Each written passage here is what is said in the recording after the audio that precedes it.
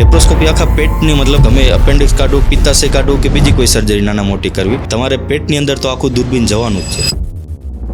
ફેમિલીમાં હું, મારા સિસ્ટર અને મમ્મી પપ્પા એ ખેડૂત કામ કરતા હતા. મતલબ એટલું ફાઇનાન્શિયલી કહી શકાય એવી કન્ડિશન હતી નહીં. એ ટાઈમમાં મતલબ ગામની બહાર નીકળીને ભણવું પણ અઘરું હતું કે મોસ્ટલી માણસો ત્યાં ગામડામાં જ મતલબ ભણતા હોય છે. પણ પપ્પાનું ત્યારે એક વિઝન કે ભાઈ આપણે છોકરાને આગળ કંઈક કરાવવું છે કે મતલબ કહી શકાય ને કે ઇમોશનલ બનાવ કે જે મતલબ ડૉક્ટર તરફ લઈ જવા માટે જે કહી શકાય કે બ્રધર હતો મારો નાનો, તો એને તો એ 5 વર્ષની ઉંમરે એક્સપાયર થયેલા. તો પિત્તાશયની પથરી થવા પાછળના કારણો કયા કયા, જવાબદારીની સિમ્ટમ્સ કયા કયા? કારણ કે બૂમ પડાવી દે પેશન્ટને સૌથી પહેલાં શું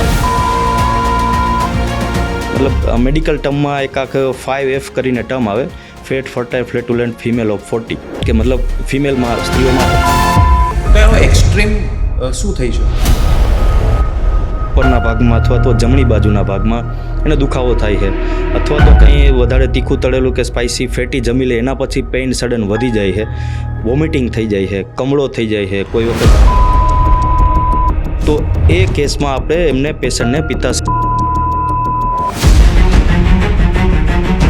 તો જ્યારે એની આપણા બોડી ઉપર શું ઇમ્પેક્ટ આવે? જો કોઈ બી સર્જરી છે તો એમને થતી નથી. એના રિસ્ક બેનિફિટ રેશિયો જોવો પડે કે એના ફાયદા નુકસાન શું.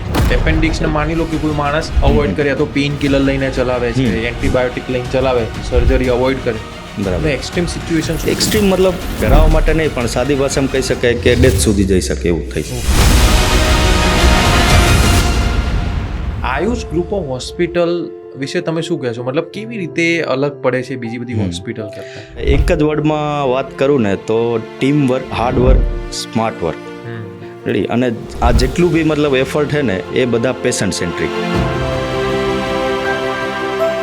તો અત્યાર સુધી તમારા લાઈફનો એવો કયો એક્સપિરિયન્સ છે જે એક્સપિરિયન્સે તમને આમ અંદરથી એવું ફીલ કરે કે હા યાર સારું તો હું આયુષનો પાર્ટ છું? પેશન્ટની જે સર્વિસ છે એ સર્વિસથી જે ઇન્ટરનલ એક જે આમ સેટિસ્ફેક્શન, જે ખુશી મળે ને, એનાથી એમ થાય કે ના ના આપણે જે કામ કરીએ છીએ ને મતલબ વર્થ ઇટ એમ. એના જેવું